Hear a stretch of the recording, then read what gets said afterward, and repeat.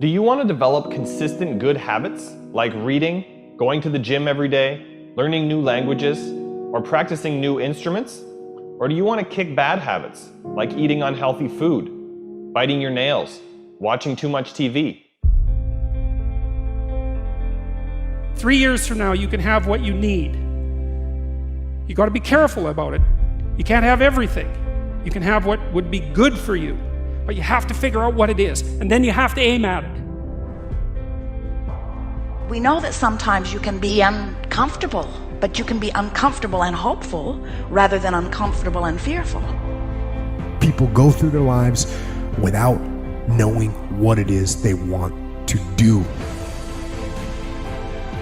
You don't have to be where you think you want to be in order to be happy. You just got to be on the way to where you want to be in order to be happy. You're going to get what you're looking for.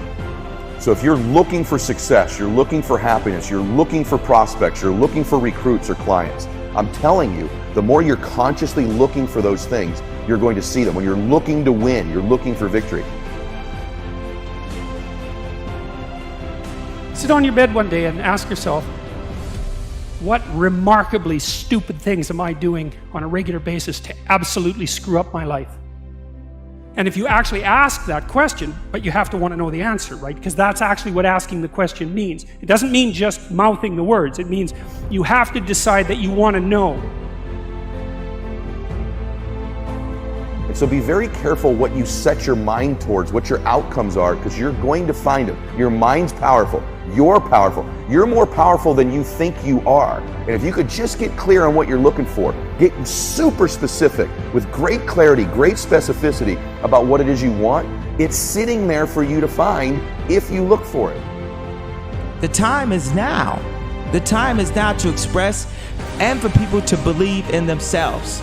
The time is now for it to be okay to be great.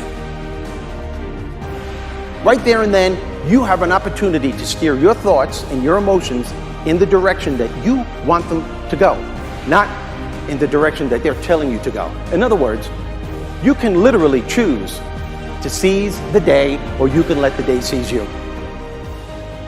If you're fearful all the time, your point of attraction is very far from what you really want. If you're ornery all the time, or a lot of the time, your point of attraction is different from what you want. Your emotions are your indicator of what you're doing vibrationally. Have you been listening to us long enough to sort of understand what we mean by that? Don't worry about what needs to be done. Think about who you have to be in order to get it done. Did you ever have a dream that was so big that you thought it was almost impossible to achieve? I've had those dreams. And while not every dream has become a reality, along the way I learned a powerful approach of picturing that has helped me achieve most. Since that day, I've had other dreams, other big dreams. And in each case, I would picture where I wanted to be, and I would visualize what I would be doing and who I would be doing with when I got there.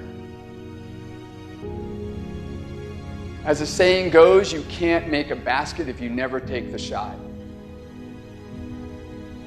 I knew I would miss the shot sometimes, and the failure would dampen my spirit, but I would be better off for my efforts and I would be okay. People are addicted to all kinds of things, substances, but one of the greatest addictions, or rather the greatest addiction, you never read about it in the papers, because the people who are addicted to it don't know it. It's the addiction to thinking. It's actually addictive. Can't stop thinking. It's like can't stop drinking, can't stop smoking, can't stop eating, can't stop thinking. You have the option of taking it hard or taking it easy, of making the worst of it or making the best of it, of giving it your undivided attention, of giving it very little of your attention. You have more control over your focus than most of you have been exercising. And when you begin caring about how you feel more than everything else put together, so that you exercise your ability to focus upon things that do feel good, you begin to discover that in every particle of the universe there is that which is wanted and lack of it. My visualization has helped me achieve most of my goals. And what I learned along the way is it didn't take twice as much effort. It only took an extra 10%. When we fail, life continues as it is. We can stay in our comfort zone. Success, on the other hand, challenges us. It pushes us and it exposes us to rejection. How are we going to manage this new success? If you're not happy, you're not successful. If you're not enjoying yourself during the process of whatever it is you're trying to achieve, there's a problem. To me, the biggest disease on this planet is unhappiness. And the reason why people are unhappy is because we have a tendency to keep focusing, as I said, on what we don't have and what's not working in our lives, instead of allowing ourselves to shift our focus and our way of thinking. People always want to be like, follow your dreams, follow your dreams, follow your dreams. My dream was always to be a rap artist, right? But I had to get a job. So I had to focus on my job. And then I made money to follow my dream. One of the main reasons that people don't get what they want is because they don't actually figure out what it is. And the probability that you're going to get what would be good for you, let's say, which would even be better than what you want, right? Because, you might be wrong about what you want easily. But maybe you could get what would really be good for you. You have the freedom to think anything you want. You were born extremely confident. You came into this world knowing how wonderful you are.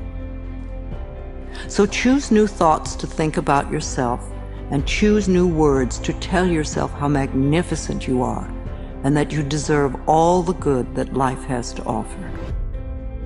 First thing in the morning and last thing in the evening, I want you to look into your eyes and say, I love you.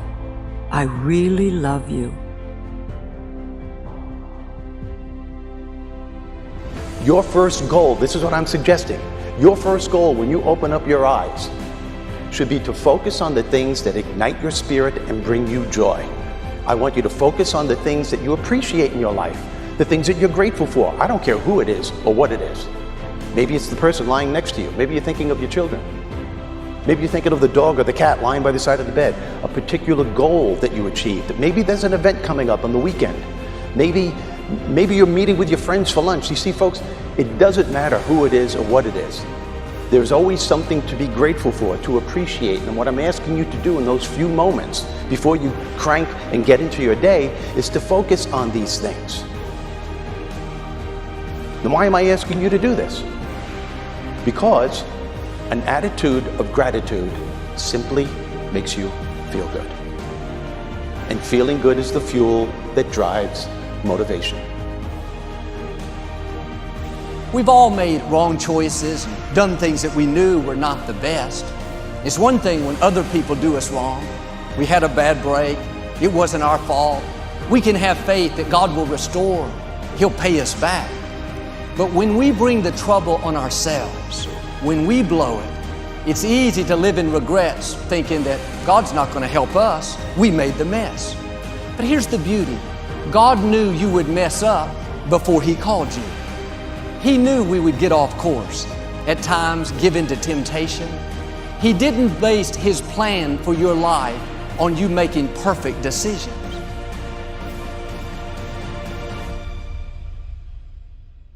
Through success, I represent the possibility of what you can achieve and what you can do with your life and your career. Other people's success represents the possibility of what you can do. Those are the records that you can sell. Those are the type of tours that you can do. Those are the kind of songs that you can produce and the songs that you can write. Those are the millions of dollars that you can get, or billions. Those are the type of architectural drawings and buildings that you can build. Those are the type of books that you can sell. Everybody else's success represents the possibility of what you could do.